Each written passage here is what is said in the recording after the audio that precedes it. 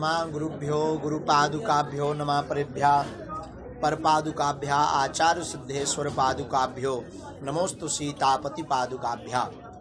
भगवान श्री सीताराम जी की मंगलमयी कृपा से, बागेश्वर हनुमान जी के चरणों के प्रताप से भारत की राजधानी दिल्ली में शहादरा क्षेत्र के अंतर्गत CBD ग्राउंड में 3 दिवस तक श्री राम एवं हनुमान संवाद की परिचर्चा है। इसमें इंटरनेशनल सिद्धाश्रम के तत्वावधान में यह कथा का आयोजन किया जा रहा। इसमें हमारे बड़े ही प्रिय और विदेशी धरती पर देसी झंडा सनातन का फहराने वाले श्री सिद्धाश्रम के पीठाधीश्वर हमारे बड़े ही प्रिय अनुज हैं और भाई हैं। बड़ा प्यारा इनका लाड़ दुलार है धाम के प्रति। श्री राजराजेश्वर महाराज जी के द्वारा इस कथा को करवाया जा रहा। इसमें 16, 17, 18 3 दिवस तक महोत्सव है। 17 तारीख को दिव्य दरबार है। बाकी 3 दिनों तक दोपहर 2 बजे से हरि इच्छा तक भगवत चर्चा होगी। सो इसके लिए आप लोगों के मन में जो भी भाव प्रश्न उत्पन्न हो उसका आप उत्तर पा सकते हो।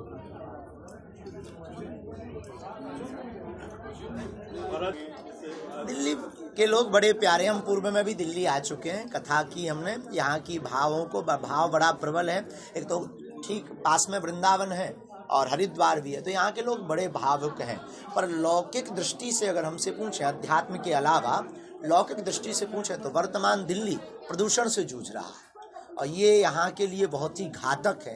तो दिल्ली के हम अपने सभी प्रियजनों को, देखो जो माने सो ठीक, साधु तो प्रार्थना कर सकता है, तो हम प्रार्थना करके यही कहेंगे कि कम से कम वाहनों का प्रयोग करें और कोशिश भर आसपास जो है कोशिश करें कि अपने बच्चों के मास्क लगाए रखें ताकि किसी भी प्रकार की ऐसी कृत्य ना हो सके जिससे किसी को हानि या क्षति हो।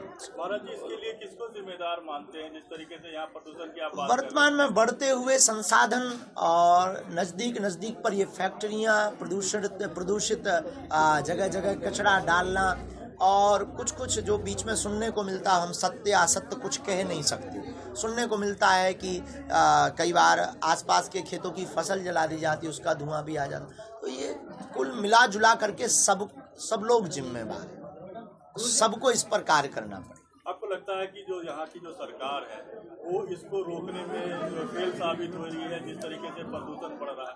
हम किसी भी सरकार के पक्ष या विपक्ष में कभी टिप्पणी नहीं करते। हम यही कहेंगे कि सरकार को शीघ्र बड़े स्तर पर एक आपात बैठक लेनी चाहिए। सबसे बड़ी जो है जीवन में सबसे बड़ी पूंजी होती है तन। शरीर ही नहीं रहेगा तो कोई किसी काम का नहीं है। इसलिए सरकार को हम यही कहेंगे कि शीघ्र बड़ा ठोस कदम उठावे, कोई बहुत बड़ा कदम उठावे ताकि दिल्ली का यह प्रदूषण शांत हो सके। हम प्रभु के चरणों में भी प्रार्थना करते। और अगर वो हमसे सुझाव पूछेंगे कि आप तो बागेश्वर वाले महाराज जी कोई उपाय बताओ, यज्ञ करवाएं, यज्ञ से जो है शुद्धि होती है, वायुमंडल शुद्ध होता है, यज्ञ करवाएं, मंगल होगा। महाराज जी, नजदीक में 22 जनवरी को राम मंदिर का भव्य उद्घाटन है। पूरे राम भक्तों की ये जीत है। भारत में एवं देश विदेश में रहने वाले समस्त सनातनियों की जीत है। 22 जनवरी को प्रत्येक सनातनीय हिंदुओं को, वैदिक परंपरा मानने वालों को दीपावली मनानी चाहिए। बाबा जी, जो श्रद्धालु आपके आ रहे हैं, पिछला कार्यक्रम सारा आपने इसे देखा, आपने व्यवस्था भारत की हो गई थी, जनता को जो आपके श्रद्धालु आ रहे हैं बागेश्वर धाम के, तो उनके लिए क्या संदेश आप ऐसा कहेंगे? आसपास क्षेत्र के ही साधक अगर पहुंचेंगे तो बहुत अच्छा रहेगा। बाहर के लोग जब बहुत ज़्यादा आएंगे तो जगह की बड़ी दिक्कत होती है, सफोकेशन होता है, एक विचित्र स्थितियाँ प्रकट हो जाती हैं। पूर्व के जो कार्यक्रमों से हमने शिक्षा ली, दिल्ली में बहुत पागलपन है सनातन के प्रति, तो हमारी यही प्रार्थना है कि आसपास के जो बहुत दे चुके हैं उन्हें कैसे रोकेंगे? ये तो है, लेकिन हम लगातार जगह जगह कोशिश करके उनके हृदय को ही ढांढस बंधाने आ रहे हैं। एक सवाल है कि जिस तरीके से अब मथुरा में भी सर्वे होने वाला है, पहले राम मंदिर बना, तो अब जिस तरीके से सर्वे होगा तो इसको आप किस तरीके से देखते हैं कि क्या आगे वहाँ भारत हिंदू राष्ट्र की ओर अग्रसर है, ये दूसरा कदम है। जहाँ नहीं खुदा वहाँ खुदेगा। महाराज जी, आपने कहा था ये रघुवर का देश है, बाबर का नहीं। हाँ, तो क्या गलत कहा था? किसी को अगर मिर्ची लगी उसे हाजमोला खा लेना चाहिए। रघुवर का देश नहीं होता तो राम मंदिर थोड़ी बनता। राम का राष्ट्र है और राम के राष्ट्र में राम की चर्चा नहीं होगी तो क्या ऊ वालों की चर्चा होगी? महाराज जी, जिस तरह से सरकार जो है पीओके की तरफ भी बढ़ रही है, तो उस पर हमने कल एक किसी विशेष न्यूज चैनल के माध्यम से उन्होंने हमसे पूछा कि आप वैसे तो सरकार से कुछ चाहते हैं पर कुछ चाहते हैं। हमारी मांग कभी नहीं रही, हम इन सब सिद्धांतों से बहुत पीछे रहते हैं, लेकिन भारतीय नागरिक होने के नाते हम भी सरकार को वोट देते हैं। हमारी भी एक प्रार्थना है कि अगले वर्ष तक अगर पाक अधिकृत कश्मीर भारत में विलय कर दी जाए बहुत अच्छा है, और होने वाली है, इसमें कोई संदेह नहीं। महाराज जी, जिस तरह से मतलब वहाँ का भी पर्चा पीओके का हो गया है क्या पाकिस्तान की तरफ से?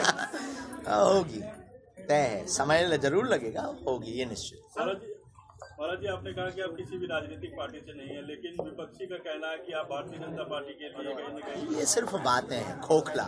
आप कभी बागेश्वर धाम जाके देखो, हमारे पास सब आते हैं, सभी पार्टी के लोग आते हैं, सभी पार्टी के लोग अनुयायी हैं, सभी पार्टी के लोग बागेश्वर हनुमान जी को मानते हैं। हम किसी के भी खिलाफ या पक्ष में नहीं। हम अक्सर एक बात और बोलते हैं, किसी को खरी लगे या बुरी, हम नेताओं को बोलते हैं कि आप बाबा से चुनाव नहीं जीतना है, जनता को बाबा मान लो तो चुनाव जीत जाओ। जो घर पर बैठ कर देखेंगे आपको, तो क्या संदेश देंगे आप? भगवत चर्चा को आप घर बैठ करके श्रवण करें, आसपास के लोग सभी पहुंच सकते हैं, व्यवस्था ठीक ठाक है। प्रयत्न ये है कि किसी भी प्रकार का किसी को जो है दिक्कत ना हो। यहाँ की प्रशासन बहुत मजबूत स्थिति से अभी बैठक चल रही थी, तो यहाँ के एसपी महोदय, डीएसपी महोदय आदि जो पदाधिकारी हैं बहुत तन मन के साथ में लगे हुए हैं राष्ट्र सेवा और जन सेवा के लिए।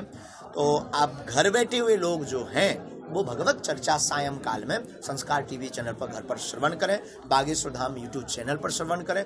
भविष्य में कभी मौका मिलेगा तो और बड़े ग्राउंड की कोशिश करें। आपकी वजह से जो युवा हैं वो भी सनातन की तरफ आ रहे हैं, ऐसे में दिल्ली के युवाओं के लिए कोई संदेश आप देना चाहें? दिल्ली के युवा भी बहुत सनातन से जुड़े हुए हैं, इसमें कोई संदेह नहीं है, परंतु यहाँ पाश्चात्य संस्कृति ने बहुत पैर फैला रखे हैं। नशा ने इस जगह को बहुत बर्बाद कर रखा है। नशे में युवा यहाँ बहुत धुत हैं। हम उन दिल्ली के पागलों से यही कहना चाहेंगे, जाम क्यों पीते हो, जाम शाम को पियोगे सुबह उतर जाएगी। अरे मूर्ख, राघव